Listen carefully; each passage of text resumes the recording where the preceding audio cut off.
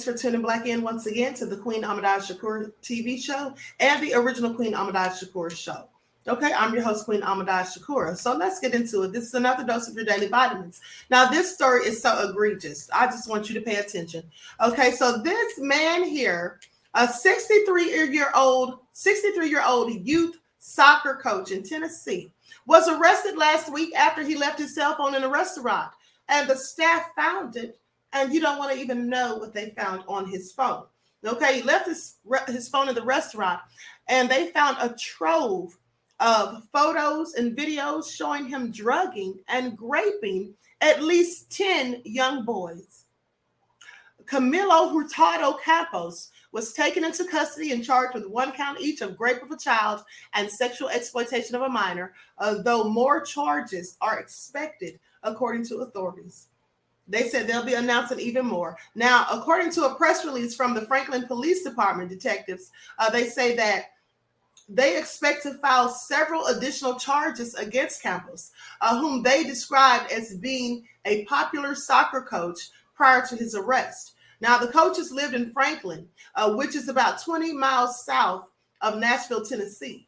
For the last 20 years, he's lived there, splitting his time between East Hill Estates and more recently, Glass Lane in downtown Franklin, according to the police.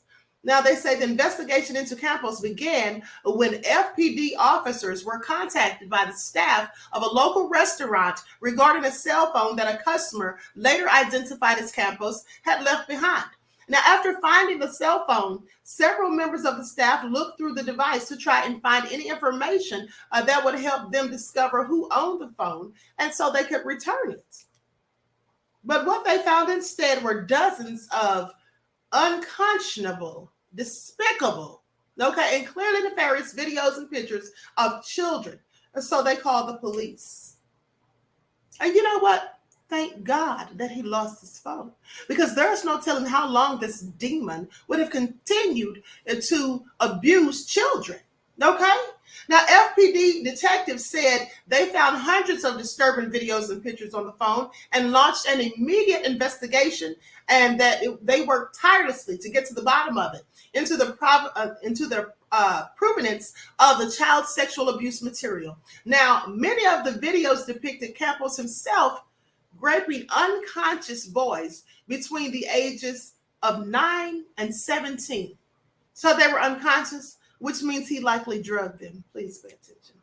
And that's what they said. They said in the videos he was seen drugging them and raping them. This is also sick. Now, the investigation allegedly revealed that during his off hours, Campos would frequently travel to nearby school playgrounds in Hill Estates and Glass Lane, where he would speak with young children and attempt to recruit them as players on his team. Now, I want you all to pay attention right there, because he was a youth soccer coach. And, you know, I've told you all more than once that when there are children or people who abuse children, these freaks and perverts out here who do these things, they usually, more likely or more often than not, get themselves specifically and purposely, get themselves in careers where they're going to be in contact with children. They'll be coaches, little league, they'll be, you know, camp counselors and things like that. They'll teach school and daycare. These are the things they do. Now, this is because they want to be seen as authority figures to children, and, you know, those who are in charge of your children, those who you entrust with your children. Because, you know, most parents, when you see these coaches laughing and playing and, you know, being so friendly with your children and acting as though they're trying to teach them the ropes and all of this stuff and giving them extra guidance and all of these things, well, a lot of parents let their guard down and just feel like, you know, this is a good person. You don't have to worry about them. You can trust them with your child.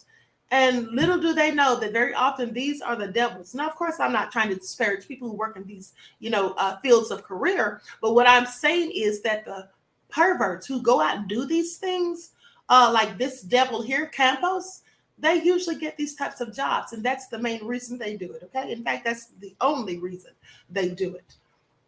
And so anyway, the investigation allegedly revealed that during his off hours, he would frequently travel to school playgrounds.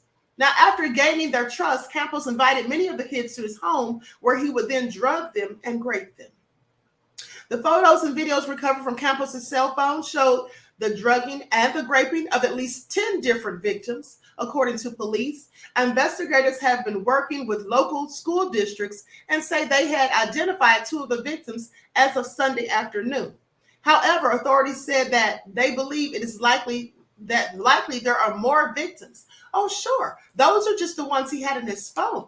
Please pay attention. There's no telling how long he's been doing this and how many children he's traumatized.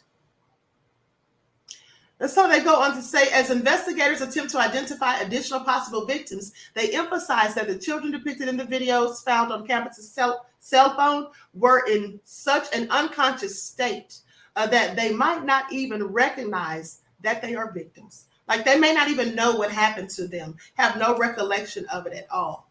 Any child or parent of a child who has been associated with Campos over the last 2 decades, particularly in a player-coach relationship, is urged to contact FPD at 615-794-2513 or email them at Andrea, and that's spelled ANDREA .Clark, CLARK, at franklintn.gov.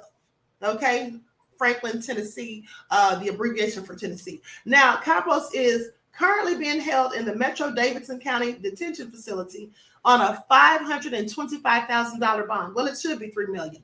Okay, because remember, the mother whose son shot the man that was beating her, they gave her a $3 million bond. Now, I know that they were trying to say that she took someone's life or got her son to take someone's life.